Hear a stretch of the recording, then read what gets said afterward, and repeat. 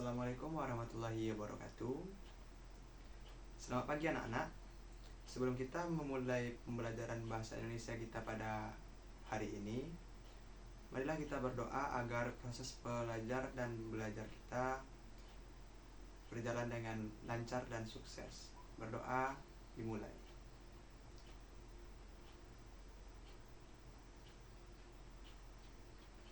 Berdoa selesai.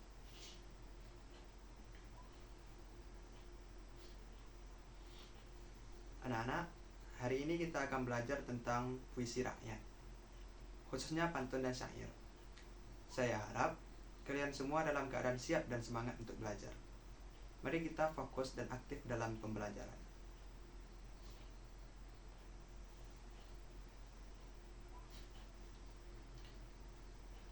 Puisi rakyat adalah bagian dari budaya kita yang sangat kaya. Siapa di antara kalian yang pernah mendengar atau membaca pantun? Mari kita eksplorasi lebih dalam tentang puisi ini dan bagaimana kita bisa memperbaikinya.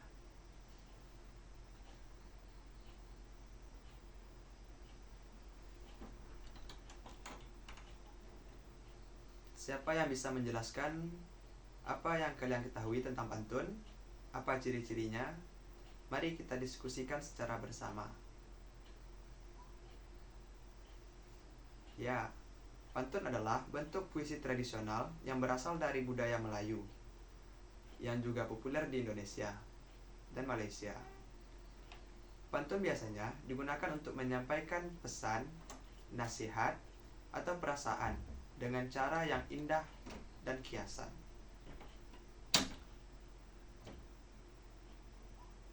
Yang pertama, struktur pantun. Pantun terdiri dari 4 baris, yang dimana baris pertama dan kedua disebut sampiran, sedangkan baris ketiga dan keempat adalah isi. Pantun memiliki pola rima AB, AB, yang dimana garis pertama dan ketiga memiliki rima yang sama. Begitu pula dengan baris kedua dan keempat. Sampiran biasanya berisi gambaran atau perumpamaan, sedangkan isi menyampaikan pesan atau makna yang lebih dalam.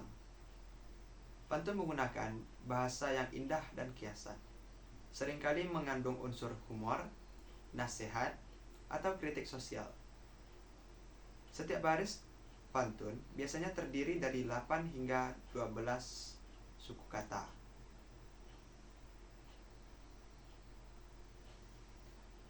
Tujuan pembelajaran kita hari ini adalah untuk menelaah struktur dan kebahasaan puisi rakyat, serta memperbaiki kesalahan yang ada dalam puisi tersebut.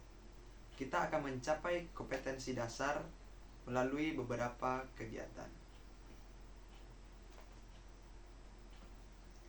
Kita akan membahas tentang pantun, syair, dan bentuk puisi rakyat setempat. Kita juga akan melakukan aktivitas memperbaiki kesalahan dari segi isi, syarat pantun, penggunaan kata, kalimat, ejaan, dan tanda baca. Sekarang, saya akan mengajukan beberapa pertanyaan untuk mengasah pemikiran kalian. Apa yang kalian lakukan jika menemukan pantun yang tidak sesuai dengan syaratnya? Silahkan diskusikan dengan teman sebelah. Bapak beri waktu 10 menit.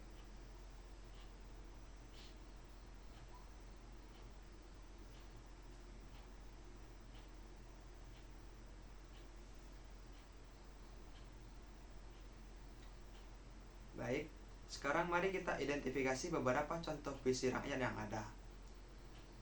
Bapak akan membagikan beberapa pantun dan syair. Coba kalian perhatikan. Apakah ada kesalahan dalam puisi-puisi tersebut?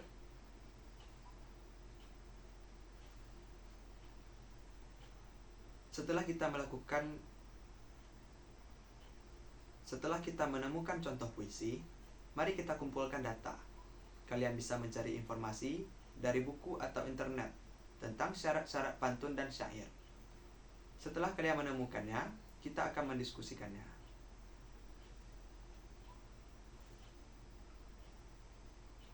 Baiklah, setelah data terkumpul, kita akan mengolah informasi tersebut. Mari kita diskusikan tentang bagaimana cara kita bisa memperbaiki kesalahan yang ada dalam puisi yang telah kita temukan.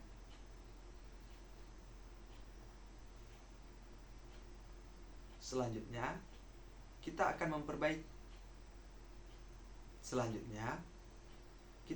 membuktikan hipotesis kita. Mari kita periksa puisi yang telah kita analisis dan lihat apakah kita bisa memperbaiki kesalahan dari segi isi, syarat pantun, penggunaan kata, kalimat, ejaan, dan tanda baca.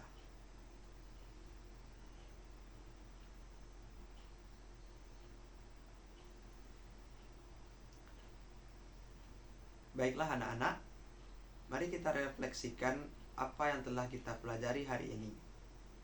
Apa prinsip dan generalisasi yang bisa kita ambil dari hasil penemuan kita tentang puisi rakyat? Ya, puisi rakyat memiliki prinsip yang terikat pada aturan tertentu, seperti jumlah suku kata dan pola rima. Generalisasi yang bisa diambil adalah puisi ini mencerminkan budaya dan nilai-nilai masyarakat. Seringkali disampaikan secara anonim dan diwariskan secara lisan. Prinsip puisi rakyat.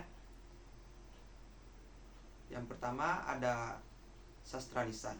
Puisi rakyat disebarkan dari mulut ke mulut, menjadikannya bagian dari tradisi lisan suatu masyarakat.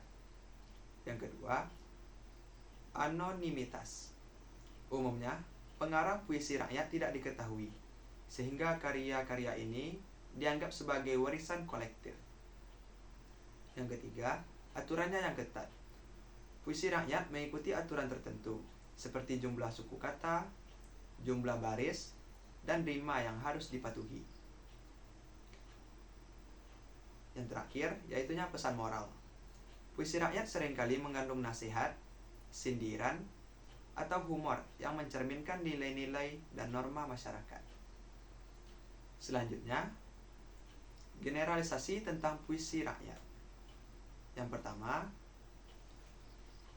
warisan budaya. Puisi rakyat merupakan cerminan budaya dan tradisi masyarakat, mengandung nilai-nilai yang diwariskan dari generasi ke generasi. Yang kedua, fungsi sosial.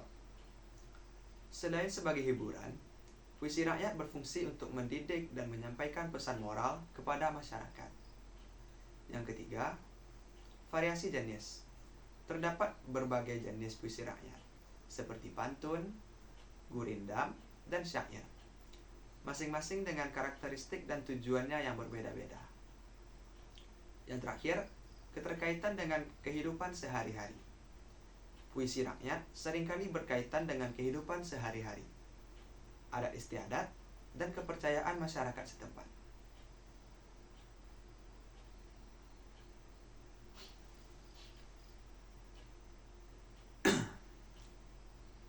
Saya ingin mendengar pendapat kalian tentang proses pembelajaran kita. Apa yang kalian suka dan apa yang bisa kita perbaiki?